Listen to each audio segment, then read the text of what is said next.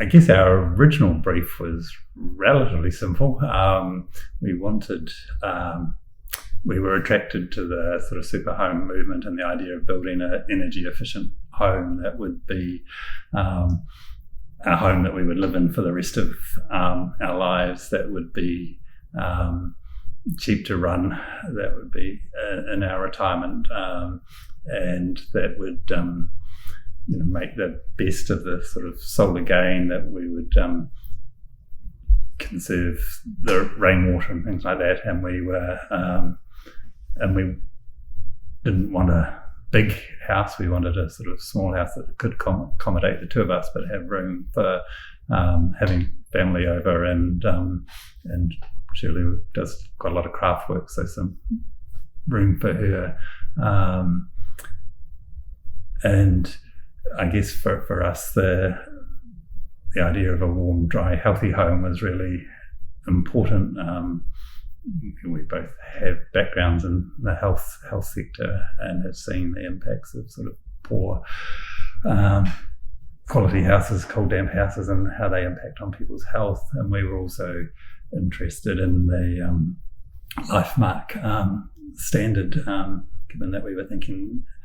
we would be here for the rest of our lives, wanted something that was going to be easy to access if we became disabled in any way. And also, having lived through the Christchurch earthquakes and having had that experience,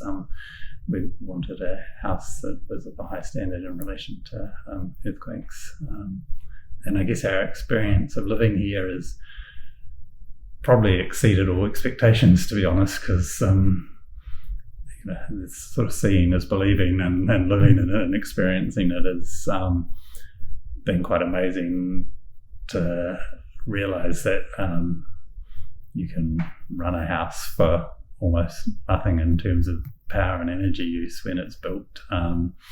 efficiently, and you can walk into a home in the middle of winter without any heating on, and the house will feel warm because it's been designed well and positioned well for the light, that you're getting solar gain and you're not losing heat through your windows and other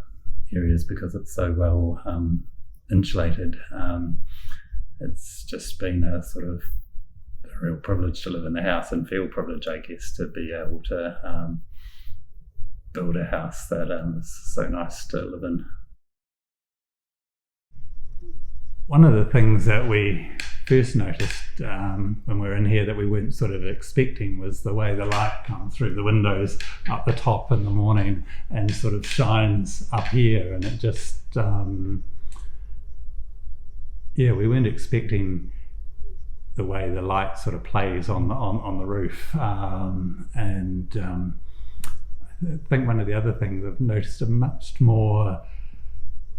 if you like, attuned to nature, much more aware of where the sun rises and where the sun sets, and because it makes such a difference to the house, and we rely on the solar gain to sort of heat the place. And I guess also much more conscious perhaps of rain and how long it is since it's last rained, because we collect the rainwater in the tank, and so we've just been through January and a good part of February with almost no rain, and so I guess I'm just much more conscious of the outdoor environment, living in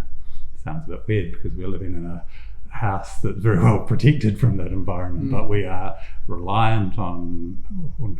the environment in terms of the solar gain from the house, the solar panels on the roof, and the collection of water, while we are also connected to the mains water. We're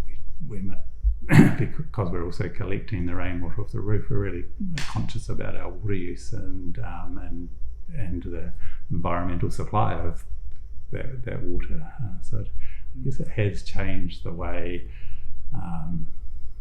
interact, I guess, with the environment more generally. For us, that idea of a forever home was really important to think about. What sort of house we would want to live in, not just now, but perhaps in 30 years' time, what would work for us. and to think that in 30 years' time, 10 years' time, I'm not going to have the income that I have now, and how could we, live in a house that was going to be nice and comfortable for us, into the future. And I guess you're talking about the economics of the house, and I'll acknowledge, it costs more to build to the standard. I think we're at something like $260 in credit with the power company at the moment. Cool. Our biggest power bill in the winter was $80 or $90. I think so. Over winter months, we had a couple of power bills. One that was about $70, one that was about $80, and since then we haven't essentially had a power bill, and we're running our electric car in our house for nothing, and presume the money that we've got in credit at the moment will see us through the next winter if it's the same as the last winter.